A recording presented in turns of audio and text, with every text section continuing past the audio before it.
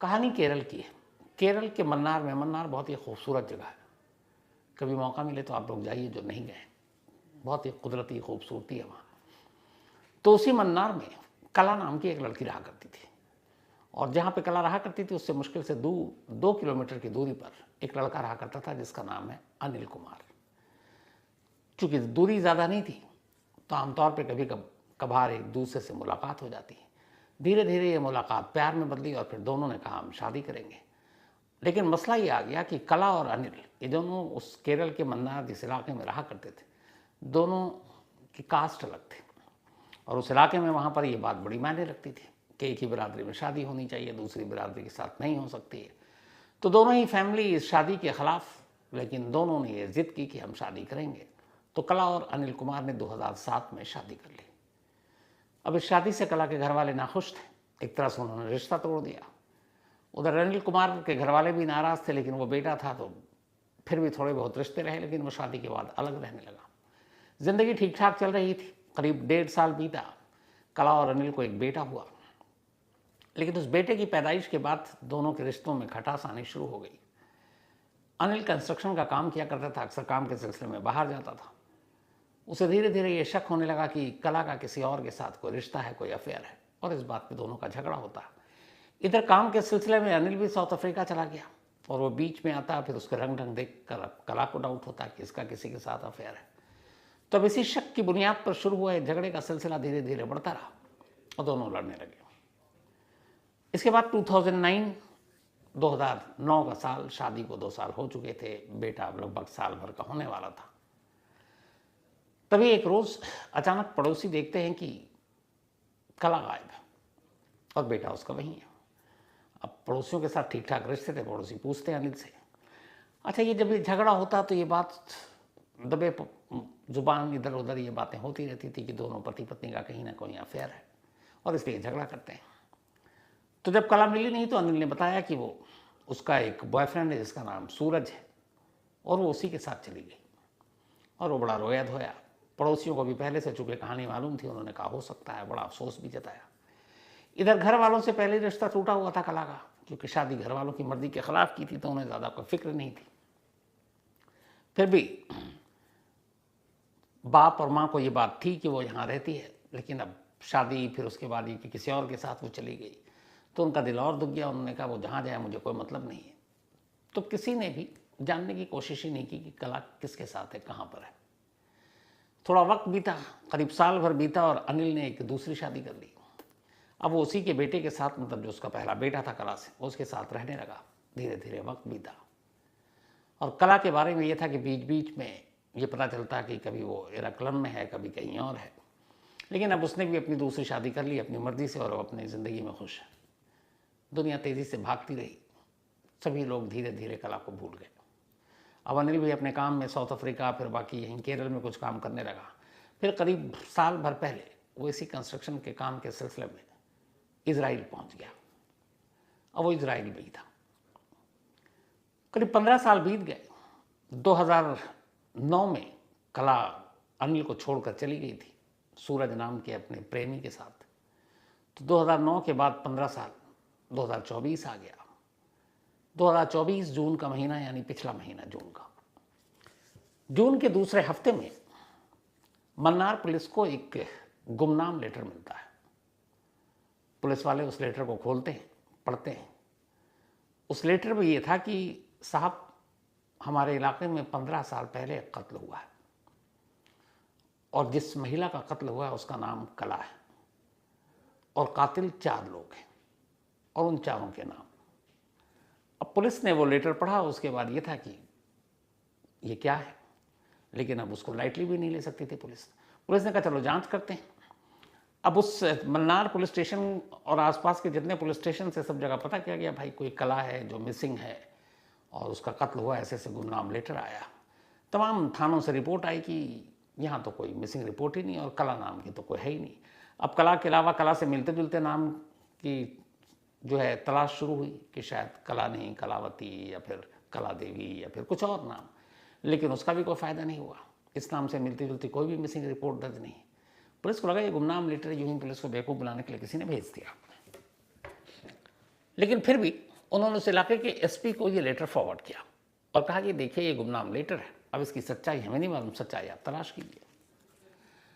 अब एसपी ने एक टीम लगाई, उस लेटर को तसल्ली से पढ़ा, कई बार पढ़ा, फिर ये भी देखा कि किसी भी पुलिस में कोई कला नाम की गुमशुदगी की रिपोर्ट नहीं है। अब 15 साल एक लंबा अरसा होता है, 15 साल के बाद भी अगर कोई महिला गायब है तो आज के दौर में ऐसा हो ही नहीं सकता कि किसी को पता ना हो और कोई रिपोर्ट ना लिखा है। तो ये बात पुलिस को अजीब लगी। फिर पुलिस ने कहा चलो जांच करते हैं उस इलाके से। अब पुलिस पूछताछ करते करते आखिरकार अनिल कुमार के उस घर पर पहुंच गई जहां 2007 में शादी के बाद कला रहने आई थी। पुलिस पहुंची, उसने पूछा यहाँ कोई कला नाम की रहती है? तो पड़ोसियों ने कहा हाँ साहब रहती है। तो उन्होंने कहा वो कहाँ है? तो एक से लेके जितने भी आसपास के पड़ोसी थे सभी की एक ही कहानी कि उन दोनों की शादी हुई, पति पत्नी में झगड़ा होता था, दोनों को एक के दूसरे के ऊपर शक था, और उसके बाद कला का एक बॉयफ्रेंड था और वो यहाँ से चली गई और अपने बेटे को भी छोड़ गई। अब लोगों के इतने सारे बयान, तो पुलिस को लगा कि भाई जब वो अपनी मर्जी से गई है तो फिर मिसिंग रिपोर्ट कौन लिखाएगा। फिर भी पुलिस ने और तहकीकात की, पहुंचे उसके माँ बाप के घर जो 2 किलोमीटर दूर थे। पता चला 15 सालों में माँ बाप दोनों की मौत हो चुकी है। ले देकर एक भाई है, भाई से पूछताछ की। अब भाई कहता है कि देखिए जब उसने शादी की तो हम लोग उस शादी के खिलाफ थे क्योंकि बरादरी से बाहर जाकर शादी की। उसके बाद फिर ये पता चला कि दोनों में झगड़ा होता, हमने फिर भी कोई उसके अंदर इंटरफेरेंस नहीं किया। फिर ये पता चला उसको किसी और से प्यार हो गया और उसके साथ चली गई अपने बेटे को छोड़कर। हम लोगों को बहुत शर्म आई हमारी बहन की इस हरकत पर। फिर हमने और दूरी बना ली। और जहाँ तक मिसिंग रिपोर्ट की बात है तो हमें तो पता नहीं, माँ बाप ने लिखाई हो तो लिखाई हो, लेकिन उसकी उम्मीद कम है। तो अब सारे वर्जन, सारी चीज़ें पुलिस को मिल गई। मेन कैरेक्टर अभी मिसिंग है और वो है अनिल कुमार जिसने शादी की। अब पुलिस ने पता किया तो पता चला कि पहले वो साउथ अफ्रीका में था, उसके बाद फिर केरल में उसने काम किया और करीब 9 महीने पहले या 10 महीने पहले वो इजराइल चला गया। अब वहाँ ऐसा कोई नहीं जो उसके बारे में पता करे कि इजराइल कौन सी कंपनी, कहाँ पे, कोई कॉन्टैक्ट नंबर। पुलिस को लगा कि ये गुमनाम लेटर यूं ही है। अब एसपी साहब की फिर नज़र पड़ी 3 और नाम पर जो अनिल कुमार के अलावा था कि कला और कला के कातिल के तौर पर ये। अब पुलिस ने कहा कि चलो जब इतनी जांच कर ली तो इन 3 नाम को भी टटोलते हैं। अब उन्होंने इन 3 नाम के लोगों को टटोलना शुरू किया और धीरे धीरे उनकी पहली रेकी की, फिर उनसे पूछताछ की। तो पता चला कि उनमें एक शख्स ऐसा है जिसकी अपनी बीवी से अक्सर झगड़ा होता है और एक बार झगड़े में बीवी गुस्से में अपने मायके चली गई। जब उस शख्स को पता चला वो मायके पहुंच गया अपनी बीवी के और वहाँ जाके उसने धमकी दी कि लौट आओ वरना अच्छा नहीं होगा, तुम्हें मार डालेंगे। फिर पुलिस को बुलाना पड़ा, पुलिस आई, पुलिस उसको पकड़ के ले गई। वो कुछ दिन जेल भी रहा, फिर बाहर आ गया। तो धमकी दी, लेकिन फिर बीवी से पूछताछ की तो बीवी ने कहा इसके अलावा तो और कोई चीज़ नहीं है, ऐसा कुछ नहीं है और उस हमारे साथ ही रहता है। बाकी दोनों को भी उन्होंने ग्रिल किया, पता चला कि कुछ है ही नहीं ऐसा। तो पुलिस को लगा कि किसी ने जानबूझकर दुश्मनी निकालने के लिए इन 4 नाम को डाल दिया और कला का नाम डाल दिया, जबकि कला का ना कत्ल हुआ ना मिसिंग है, कोई सबूत ही नहीं है। तो क्या किया जाए? पुलिस ने कहा चलो अब इस लेटर को छोड़ ही देते हैं। अभी पुलिस यही सोच ही रही थी कि इस लेटर को छोड़ देते हैं कि तभी ख्याल आया कि ये पता करो कि गुमनाम लेटर कौन लिख सकता है। या तो अनिल कुमार का दुश्मन या फिर इन बाकी के 3 लोगों का कोई दुश्मन, कोई तो होगा जिसने ये लेटर लिखा होगा। तो पुलिस ने पता करना शुरू किया, उसमें भी कोई कामयाबी नहीं मिली। अब एक गुमनाम है, ना नाम है, ना कुछ हैंड राइटिंग, किस किस का ढूंढते फिरे पुलिस। तो ये भी पता नहीं चल रहा कि कौन है वो शख्स। पुलिस ने केस को यूं ही कहा कि अब बेवकूफ़ बन चुके, छोड़ो इसको। लेकिन कहीं ना कहीं एसपी के दिमाग में एक चीज़ कौन रही थी और वो ये कि 15 साल से एक महिला जो लापता है, 15 साल बाद अचानक ये लेटर सामने आना और उसके बाद उसका न मिलना, कुछ ना कुछ तो है गड़बड़। क्योंकि या तो कला जिंदा मिल जाए, कला का भी जो पता चला था कि किस किस शहर में, वहाँ पुलिस ने अपनी तरफ से कोशिश की, कुछ मिला नहीं। अब पुलिस ने कहा कि नहीं, इसको तफ्तीश जारी रखो। अब मेन ये था कि 4 कैरेक्टर, अनिल इजराइल में, उसका कॉन्टैक्ट नंबर पता नहीं, बाकी 3 के नाम। पुलिस ने कहा चलो अभी इन तीनों को फिर से ग्रिल करते हैं। पहले पूछताछ करके सबको छोड़ दिया, उनकी पत्नियों से बातचीत की, उनके सारे देखा, कोई क्रिमिनल रिकॉर्ड भी नहीं पहले का। तो पुलिस ने एक एक बारी बारी से उन तीनों से भी अलग अलग कई दौर की बातचीत की, पूछताछ की। फिर उनमें से पता चला कि एक अक्सर शराब पीता है और वो शराब पीकर दूसरों को धौंस भी देता है, कई बार उल जुलूल बातें भी करता है।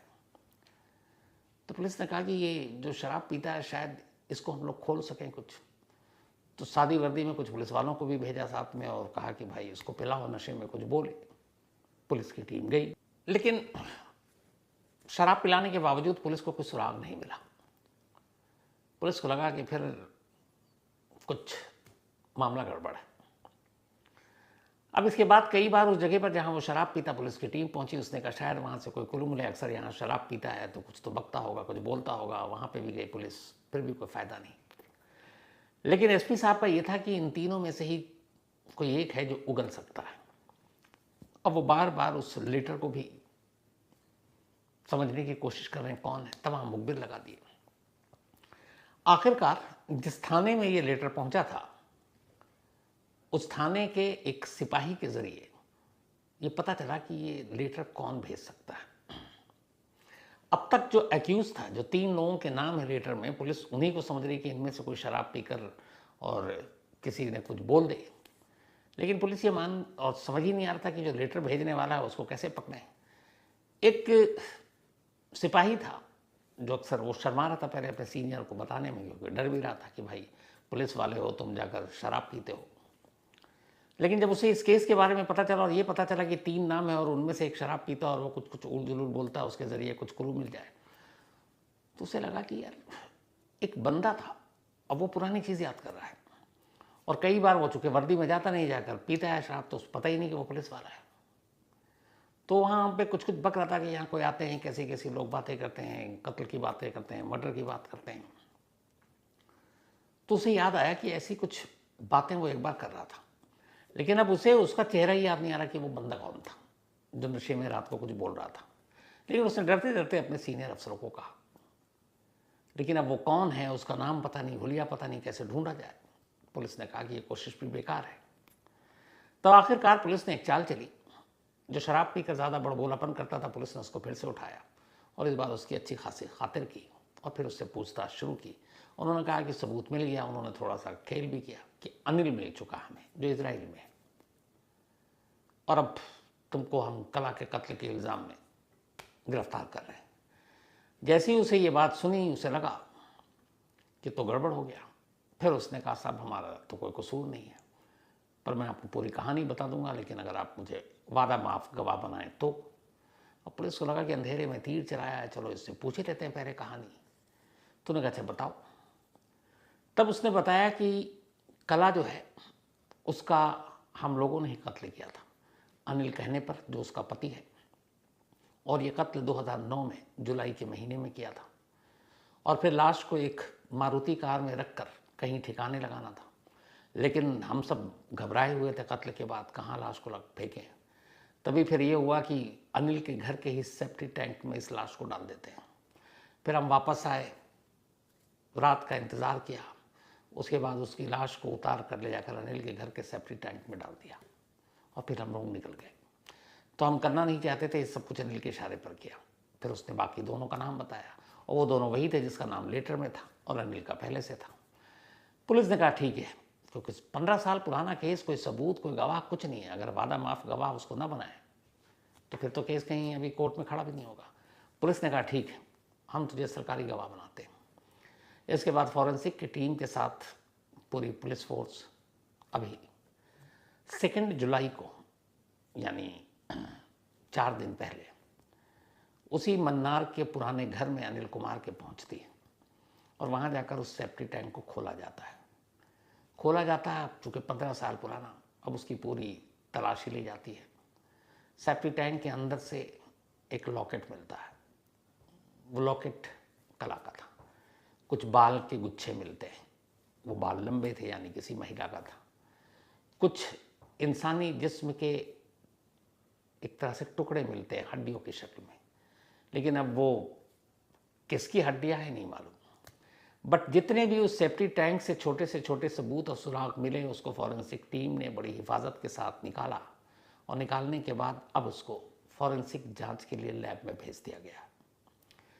लैब की अभी रिपोर्ट आनी बाकी है और उस रिपोर्ट से ये साफ होगा कि क्या इस सेप्टिक टैंक में जो कुछ मिला है वो कला के अवशेष हैं, कला की लाश के टुकड़े हैं, उसी की हड्डियां हैं, क्योंकि 15 साल पुरानी बात है। अब जब ये सारी चीज़ें हो गई और एक वादा सरकारी गवाह बन गया, तो फिर मेन कल्प्रिट यानी मेन एक्यूज्ड अनिल कुमार की तलाश थी। अब अनिल कुमार के बारे में यह है कि वो इजराइल में है। पुलिस अब उसके घर तक पहुंची है और उनके कुछ ऐसे दोस्तों उसका सुराग लगा दी जिसके साथ वो केरल में कांटेक्ट में है, उसके कॉन्ट्रैक्टर के जो बिजनेस में पार्टनर है उनके ज़रिए। और पुलिस का कहना है कि बस ये सुराग हाथ लगते ही अनिल को इजराइल से वापस लाने की पूरी कोशिश की जा रही है।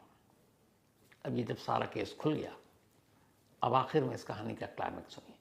जब ये सब कुछ हो गया, ये पुलिस पहुंची, भीड़ लग गई, उसके बाद ये हो गया कि पूरा मोहल्ला, दोनों परिवार जो ये समझते रहे कि एक कला नाम की महिला जिसके ऊपर उसका पति शक करता था और वो अपने एक प्रेमी के साथ भाग गई, और 15 साल से यही सोच के साथ लोग उसके बारे में कितना बुरा भला कहते थे। खुद कला का भाई उसे बदचलन मानता था। और जब ये सच्चाई सामने आई कि जिस कला को ये मान कर चल रहे थे कि वो कहीं दूर अपने प्रेमी के साथ शादी कर हंसी खुशी रह रही है, वो 15 साल से उसी इलाके के उसी घर के सेफ्टी टैंक में एक लाश के तौर पर थी। कला के भाई को भी अब इस बात का अफसोस है कि उसने अपनी बहन को गलत समझा, और पूरे महल्ले, पूरे पड़ोसियों को भी इस बात का अफसोस है कि उसने कला के बारे में क्या क्या उल्टा पुल्टा सोचा। और अब सब अनिल को कोस रहे हैं, इंतज़ार कर रहे हैं कि उसे इजराइल से पकड़ कर लाया जाए और कानून उसका हिसाब किताब करे। इधर जब सारी चीज़ हो गई तो अचानक पता चला कि वो गुमनाम लेटर किसने भेजा था। पुलिस वाले वहाँ तक पहुँचे तो थे लेकिन पहुँच नहीं पाए, क्योंकि उस लेटर भेजने वाले ने जब ये काम हो गया तब उसने खुद ही खुलासा कर दिया कि ये लेटर मैंने भेजा था। वो लेटर भेजने वाला उसी इलाके का रहने वाला एक शख्स था जो सीधा साधा है, अपना काम करता है, शराब पीने की बस उसे लत है। रात को वो शराब पी रहा था जिस ठेके पर, उसी ठेके पर एक रोज़ ये 3 लोग आए थे जो अनिल के 3 साथी हैं। और ये उसी दिन आए थे जिस दिन उनमें से एक की बीवी से झगड़ा हुआ और वो अपने मायके चली गई, और फिर ये मायके गया और उसके बाद जाके उसने वहाँ धमकी वमकी दी, और उसके बाद वो चला आया। घर वालों ने पुलिस में रिपोर्ट लिखा दी, और ये यहाँ पे ठेके पे बैठा हुआ और अपने दोनों साथियों के साथ गुस्से में शराब पी रहा है और कह रहा है कि मुझे अपनी बीवी का भी वही हाल करना पड़ेगा जो हमने कला का किया था 15 साल पहले। मारा उसको, आज तक किसी को पता नहीं चला, अब इसको भी नहीं छोड़ूंगा।